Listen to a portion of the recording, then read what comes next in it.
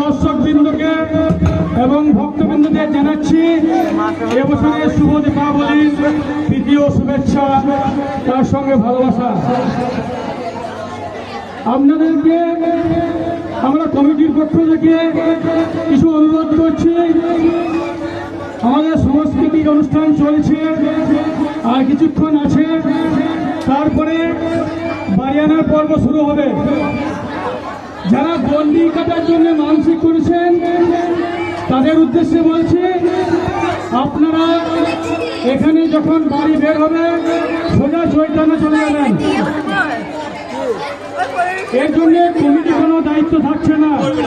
মাইকে আমরা জানিয়ে দিচ্ছি, এখানে যখনই বেরোবে আপনারা নিজ নিজের দায়িত্বে চৈতন্য চলে যাবেন।